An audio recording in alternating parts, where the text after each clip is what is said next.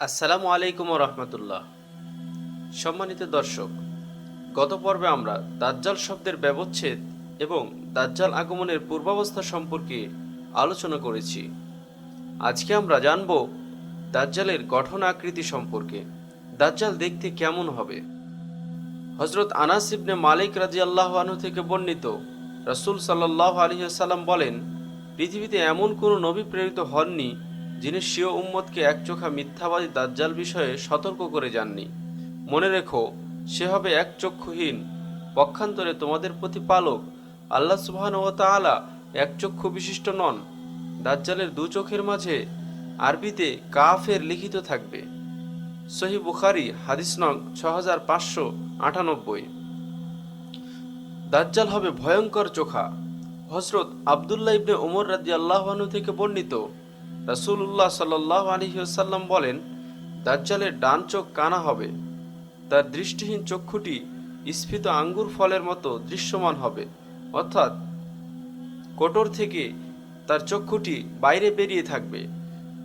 সহিহ বুখারী হাদিস নং 6590।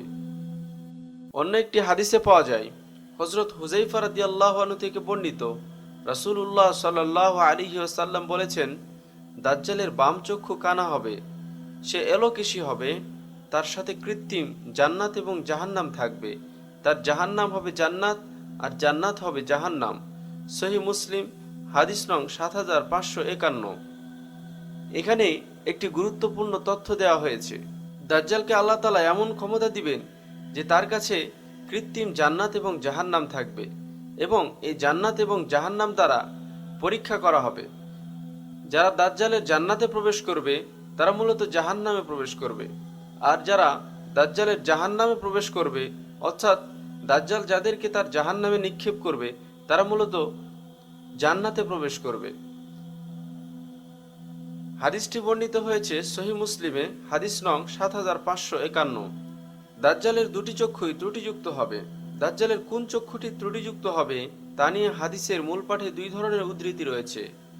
কোনো হাদিসে দাজ্জালের ডান চক্ষুকে কানা বলা হয়েছে, আবার কোনো হাদিসে বাম চক্ষুকে কানা বলা হয়েছে।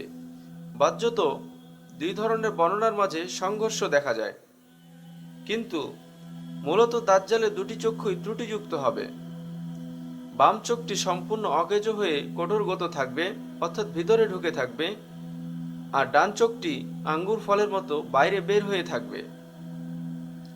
বস্তুত দাজ্জালের চক্ষু বিষয়ক বর্ণনাগুলোর সামগ্রিক বিচারে প্রতীয়মান হয়, দাজ্জালের এক চোখ সম্পূর্ণ অকেজ ও কঠোরগত হবে, আর অপর চক্ষুটি স্ফীত বীজের মতো বা আঙ্গুর ফলের মতো দৃশ্যমান হবে। তার দু চোখের মধ্যখানে কাফের লেখা থাকবে। শিক্ষিত অশিক্ষিত সকল শ্রেণীর মানুষ তা পাঠ করতে সক্ষম হবে। মূল বিষয়টি আল্লাহ তাআলাই ভালো জানেন। দাজ্জালের সাথে ফেরেশতার সঙ্গদান এবং ভয়ঙ্কর ফিতনার ঘনঘটা। হযরত সাফিনা রাদিয়াল্লাহু আনহা থেকে বর্ণিত, রাসূল সাল্লাল্লাহু আলাইহি ওয়াসাল্লাম বলেন, দাজ্জালের সাথে দুজন ফেরেশতা থাকবে, যারা দুজন নবীর আকৃতিতে তার সাথে সদা বিদ্যমান থাকবে। রাসূলুল্লাহ সাল্লাল্লাহু আলাইহি ওয়াসাল্লাম বলেন, আমি ইচ্ছা করলে সেই দুজন নবীর নাম ও তাদের পিতার নামও বলতে পারবো। তাদের একজন তার ডান দিকে থাকবে আর অপরজন বাম দিকে থাকবে। এটা হবে কঠিন পরীক্ষা স্বরূপ। দাজ্জাল তাদের উদ্দেশ্যে বলবে, আমি কি তোমাদের প্রভু নই? আমি কি মানুষকে জীবিত করতে পারি না? আমি কি মৃত্যু দান করতে পারি না? তখন একজন ফেরেশতা বলবে, তুই মিথ্যা বলছিস। ফেরেশতার এ কথা অপর ফেরেশতা ব্যতিরেকে আর কোনো মানুষ শুনতে পাবে না। তখন অপর ফেরেশতা তার জবাবে বলবে, তুমি সত্য বলছো। দ্বিতীয় ফেরেশতার কথাটি সকলেই শুনতে পাবে। ফলে মানুষ মনে করবে দ্বিতীয় ফেরেশতা দাজ্জালকে সত্যবাদী বলছে, এবং এটি কঠিন পরীক্ষা স্বরূপ হয়ে দাঁড়াবে সবার জন্য। মুসনাদে আহমদ হাদিস নং 21979, মাজমাউজ জাওয়াইদ হাদিস নং 12517। দাজ্জালের চক্ষু হবে সবুজ কাঁচের মতো।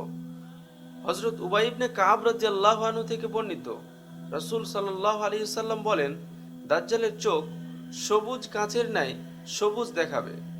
হাদিসটি বর্ণিত হয়েছে সহিহ ইবনে হিব্বানে হাদিস নং 6795। দাজ্জাল এবং তার কীর্তিকলাপ সিরিজের দ্বিতীয় পর্ব আজকে এখানেই শেষ করছি। পরবর্তী পর্বগুলো নোটিফিকেশনে পেতে আমাদের চ্যানেলটি অবশ্যই সাবস্ক্রাইব করুন।